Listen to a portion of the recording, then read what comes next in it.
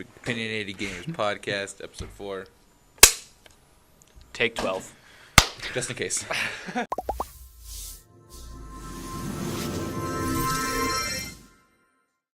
Hello, everyone. Welcome to the VGcritic Opinionated Gamers Podcast. My name is Cameron. This week, I am joined by Sam. Hello. And Cooksey. Hello.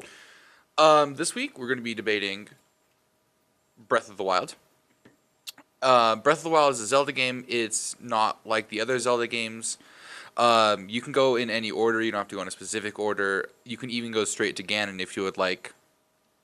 Turns out everyone's basically been in cryosleep or whatever for 100 years, and you wake up and Ganon's kind of in control. All right. We're going to start with 1 minute on each side. Pros, cons. Sam here has the cons. Cooksey here has the pros. We're going to start with 1 minute on each side. We're going to start with the pros. We're going to do 1 minute. We're going to give you about 8 or so minutes to fight it out, and then another minute for closing statements. All right. Cooksey, you can go. Well, I just want to say that Breath of the Wild is the only reason that the Switch sold as well as it did. So before we even start looking at the game itself and what it did for the gaming industry and for what a great game it is, we need to look at what it did for Nintendo as it relaunched them back into the competition with the new generation of consoles. I think Breath of the Wild really is the reason the Switch sold as well as it did, and I believe that it's one of the many titles that are going to continue to get people to buy the Switch as we go into the holiday season. Additionally to that, I want to say that the mechanics of the game are amazing. The style, the art, and the story are all amazing things that you can't overlook when you look at the value of this game. They also added so many really cool features to a Zelda game for the first time, including the ability to cook or the ability to raise a small village.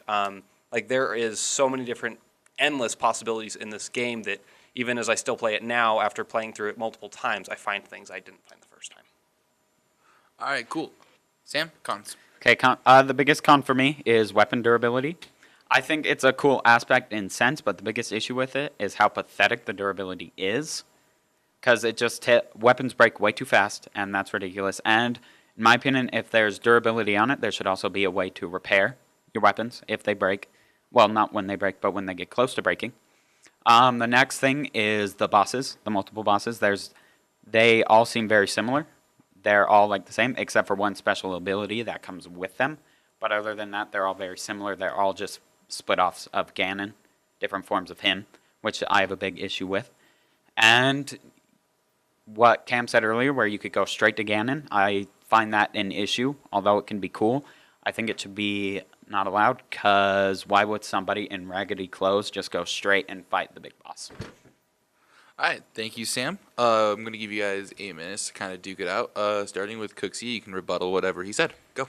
Okay, so the first thing that I'd like to draw attention to is the weapon durability, and I think that is a very, very cool aspect that they brought into the game, and while a lot of people were upset with how quickly the weapons broke, I think that it is amazing that they broke as fast as they did, actually. I believe it's a good thing because it forced you to change up your play style regularly. And rather than just kind of get stuck in doing the same thing over and over as you do in other RPG games where you learn the one trick and you're able to maneuver out of the way of the enemies over and over, this weapon breaking and shield breaking throughout the game, your horse can die, all this stuff, it forces you over and over to learn a new play style. And to always be thinking and always be challenging what you know in the way you play the game. And I think that a challenging game is good, but one that really makes you think and plan before you attack is just that much more fun.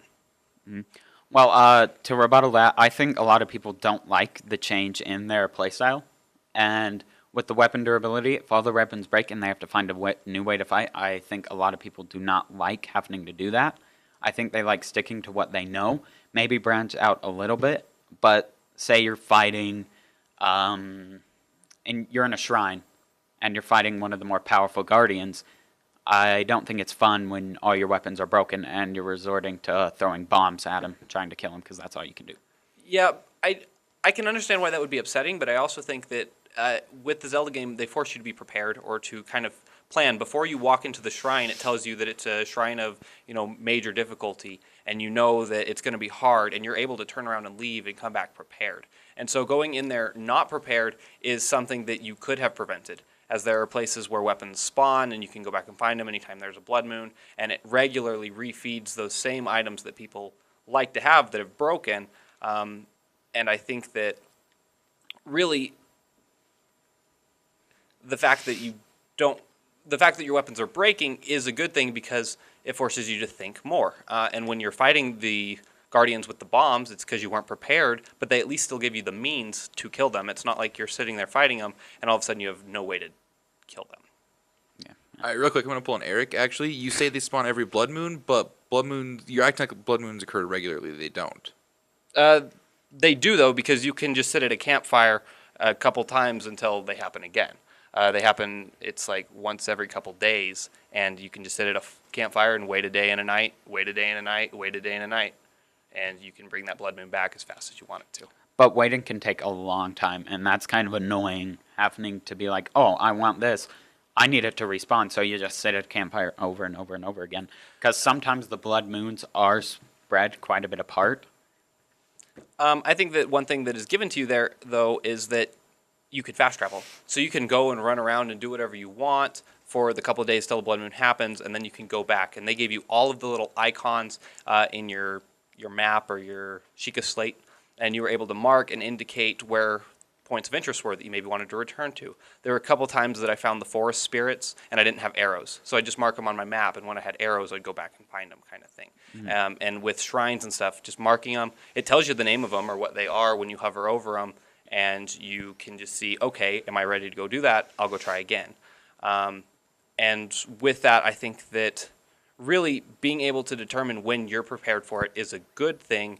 And when it comes to like your other major argument about being able to go and fight Ganon from the very beginning, at the very beginning, if you feel like you want to be a hero, you can go and be a hero because you are the hero. And I think that's a really cool power that they gave the players, and it's the first time as a player we ever had that ability. And so we're able to just walk across the map from the very beginning and probably die. Well, to rebuttal that really quick, being a hero isn't rushing off to face the final villain right then and there. That's not being a hero there, especially since the likely scenario is being killed in that. But you have the chance for the first time, which is kind of cool. Like, it's like, whoa, something really bad's happening over there, and I can tell that I'm maybe not strong enough to go do it, but I'm going to go try. And you walk over there, and a Guardian shoots you, and you die. But if you can avoid the Guardians, if you can climb into the tower, and if you can defeat Ganon with 3 hearts, you are a hero. I don't care what you've been through or what you've done. Like, you've been in a cryosleep for 100 years. You were a hero before that, and now you just proved that you really are the hero that Hyrule's looking for. If you can get into Ganon's castle, he does have really OP items early game. Yeah. If you get into his castle at the start and say you do beat him then from start, you spawn, and you go, and say you do defeat him, that'll just end the game right there. You still have numerous other things to go and explore, but that's the main quest line of a game. And the thing is, though, is that they don't ever put any pressure on you to beat the main quest, and there are so many side things to find. There's all the shrines you can go through and find, and every shrine is unique, and there's puzzles to find shrines and get through shrines. There's side quests and missions and just little things you hear from people on the streets. And then there are all the locations you can go to and visit, all the items you can find that are special or significant, and you can really turn that into an entire nother main quest if you were able to beat Ganon fast. But I mean, we just arguing that, we do need to realize that not everybody can just go fight Ganon. And so, while yes, it's maybe not necessarily a cool or great aspect in everybody's eyes that you can go do that, I mean, not everybody is capable of doing it. And I think that kind of, while I understand your argument, it kind of takes away the validity of your argument. Yeah, I see where you're coming from. I'll give you that one, and I'm going to kind of change directions for a little bit and go to the Master Sword. Okay. The Master Sword is great. It's a big part of the Zelda line, to put it there. But my biggest issue with the Master Sword in Breath of the Wild is the power can expire on it, and it'll just disappear from your inventory. I understand where they're coming from with that, but at the same time, it's called the Master Sword. It's like the sword of swords. And I think the fact that it can just vanish and its power will completely go away if you use it too much is kind of a stupid aspect to the game. And I think the power going out on it is fine, but the fact that the sword goes away completely is dumb. Because say you're fighting Guardians and when you get there it glows, you get the extra damage to it. And that ability can run down. Not my opinion, if the power goes down, you can't use that ability, but the sword itself should stay, but in a weaker state, if you see what I mean. Yeah, and I understand, and I think that would have been a really cool mechanic for them to have introduced. And I think that it's a good idea, and I feel like that would have been the better approach for them to take. However, I do like that the Master Sword does kind of lose its power because you're in a corrupt world. So maybe it shouldn't disappear completely, and I can see where you're coming from there. But I also think that there's a lot of people who would argue that the sword is the Master Sword and it should never lose its power or whatever. But I like that you're in such an evil and corrupt world that you do lose its abilities for a short amount of time. See, I'm with you on that. It's just the fact that it disappears completely when its power's maxed Yes, out. and I That's understand my that. biggest issue with it. All right, guys. Time. That was 8 minutes. Thank you. One thing I'm going to say real fast before closing statements is if you go straight to Ganon, right, you have to fight all his forms. Whereas if you play the game, not only do you get stronger, but his final boss gets weaker because you fight each form independently. And then you fight Calamity Ganon at the end. So with that, closing statements, we're going to start with Cooksey, and then we'll go to Sam from there. I think overall this is a great game, and I think that it is one of the best games to have ever been released. I think that it is an essential title for the Switch. I think that it is the reason the Switch did so well, and honestly, it's the reason the Wii U did well at all, just because of the promise of this game. I think that there are so many cool and unique things that could be carried over from this game and put in other games. I think that if we saw like a Star Wars version of this, or if we saw a Pokemon in this type of world, I think that those would be really cool games. And I think that we've now seen the technology for the first time to really push forward the gaming industry. And I think that this game overall is both revolutionary and iconic for very obvious reasons as you play. And I think that in the long run, this is a game that's going to hold up with graphics and art and everything. And I think that overall, this game really holds up as a game that's more good than bad. All right, thank you, Cooksey. Sam, I'm going to let you have your closing statement now. 1 minute. You can go ahead and go.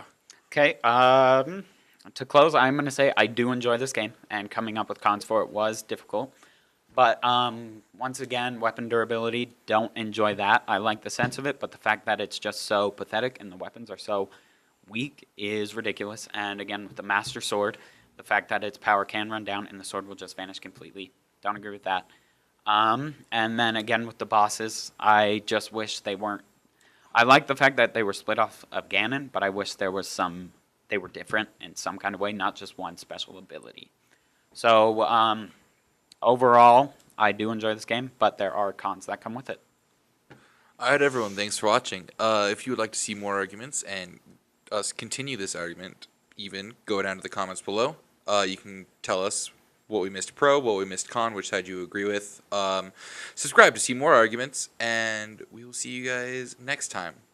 Oh, yeah. Check the description if you want to buy the game. And there's also a box here to buy the game in. Click here to buy the game. All right. See ya. Bye.